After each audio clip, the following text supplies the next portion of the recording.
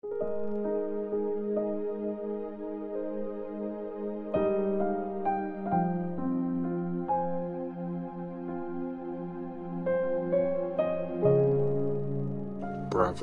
chapter 30.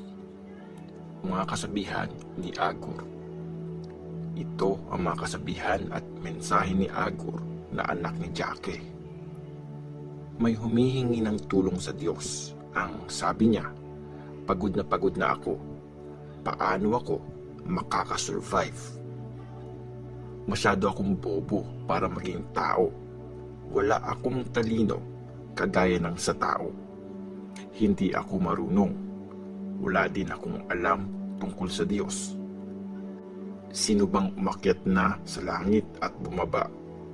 Sino bang nakaipon ng hangin sa kamay niya? May nakapagbalot na ba ng tubig sa damit? Sinong nag-set ng boundary ng mundo? Kung kilala niyo siya, sabihin niyo, sino siya? Sino ang anak niya? Subok ng totoo ang lahat ng sinasabi ng Diyos. Siya ang shield ng mga pumupunta sa Kanya para maging safe. Huwag mong dagdagan ang mga sinabi niya. Kung hindi, pagagalitan ka niya at lalabas na sinungaling ka. Dagdag pang mga kasabihan. Lord, may 2 bagay akong hinihiling sa iyo. Ibigay mo sana bago ako mamatay. Pigilan mo akong magsinungaling at huwag mo akong gawing napakayaman o napakahirap. Ibigay mo sa akin yung pagkain kailangan ko lang. Baka pag yumaman ako, sabihin ko, Lord, hindi kita kailangan. Pag naging mahirap naman, magnakaw ako at bigyan ka ng kahihiyan. Huwag mong sisiraan ang isang alipin sa amo niya. Baka sumpain ka niya at magdusa ka. May mga taong sinusumpa ang tatay nila at hindi marunong magpasalamat sa nanay nila. May mga taong malinis ang tingin sa sarili, pero sa totoo lang, napakadumi nila. May mga taong ang yabang-yabang, ang taas ng tingin sa sarili. May mga tao na masama ang trato sa mahihirap. Para mga espada at patalim ang mga ngipin nila. Gusto nilang lamunin at tapusin ang mga kawawa. May 2 anak ang linta. Bukang bibig nila. Bigyan mo ako. Bigyan mo ako. May 4 na bagay na hindi nakukontento. Ang mundo ng mga patay, babaeng di magkaanak, lupa na laging uhaw sa tubig, at apoy na nagliliyab. Pag pinagtatawanan mo ang iyong tatay at di mo sinusunod ang iyong nanay, tutukain ng mga uwak ang mata mo at pagpipiyastahan ng mga wild na ibon ang bangkay mo. May 4 na bagay na sobrang nakakabilib. Mga bagay na di ko maintindihan. Yung paglipad ng agila sa langit, paggapang ng ahas sa bato, pagbiyahe ng barko sa dagat, at kung paano magmahalan ang lalaki at babae. Ganito ang ginagawa ng babae nangangaliwa. Matutulog sa kama ng ibang lalaki, maliligo, tapos sasabihin, wala akong ginagawang masama. May 4 na bagay na yumayanig sa mundo. Mga bagay na di matik nito. Isang alipin na naging hari. Isang bobo na sagana sa pagkain. Babaeng masama ang ugali na nakapag-asawa. At yung babaeng alipin na pumalit sa madam niya. May 4 na bagay sa mundo na kahit maliit, sobrang talino. Mga langgam, mahihina sila, pero nag-iipon ng pagkain pag time ng harvest. Mga rabbit, hindi sila malakas, pero sa mga bato sila gumagawa ng bahay. Yung mga locust naman, walang hari, pero pag kumilos sila, maayos. parang army. At ang butiki, pwede mong mahuli sa kamay mo, pero makikita mo ito sa malalaking palasyo. May 4 na bagay na malakas ang dating. Lakad pa lang, nakakabilib na. Yung layon, pinakamalakas sa mga hayop at walang inaatrasan. Yung matikas na tandang, yung lalaking kambing, at yung hari sa harap ng sasakupan niya. Kung nagpapakabobo ka at nagyayabang, o kung may pinaplano kang masama, tumigil ka na.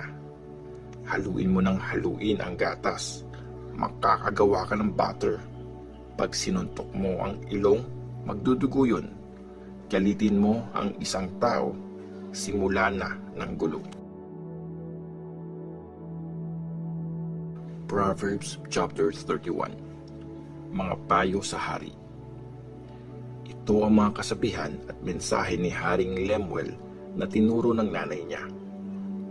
Anak, mahal kong anak, ikaw ang sagot sa mga prayers ko. May sasabihin ako sa iyo. Huwag mong sayangin ang lakas at pera mo sa mga babae, sa mga babaeng sumisira sa mga hari. Lemuel, makinig ka. Ang hari hindi dapat palainom ng alak. Hindi dapat mahilig sa alak ang mga leader. Pag umiinom kasi sila, nakakalimutan na nila ang batas at wala na silang pakialam sa karapatan ng mga kawawa. Ang bigyan mo ng alak, yung mga malapit na mamatay at yung mga taong sobrang nalulungkot. Hayaan mo silang uminom para malimutan nila ang paghihirap at di na nila maisip kung gaano sila kalungkot. Ipagtanggol mo ang mga di kaya mag-defend ng sarili nila. Protektahan mo ang karapatan ng mga walang laban.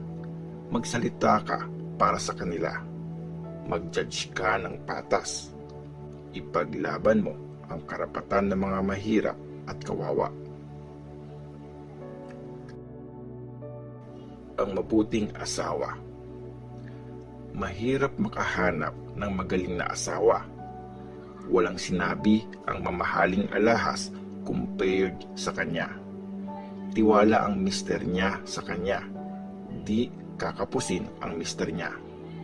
Sa araw-araw ng buhay niya, mabuti siyang asawa sa mister niya at never niyang ginawan ng masama.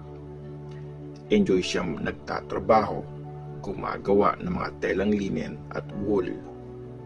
Nag-uuwi siya ng pagkain galing sa malayo, gaya ng mga barko na puno ng paninda.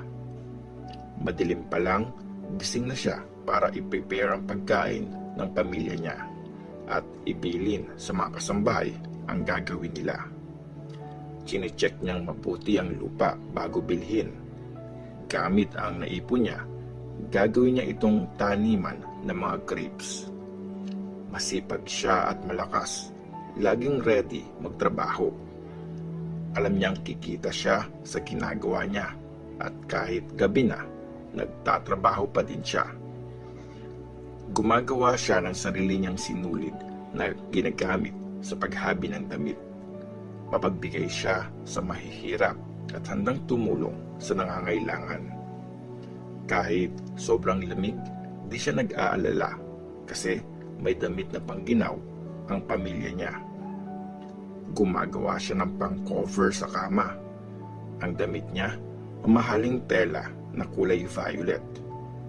Kilala ang mister niya sa lugar nila. Isa sa mga ginagalang sa bayan. Gumagawa siya ng linen na binibenta niya.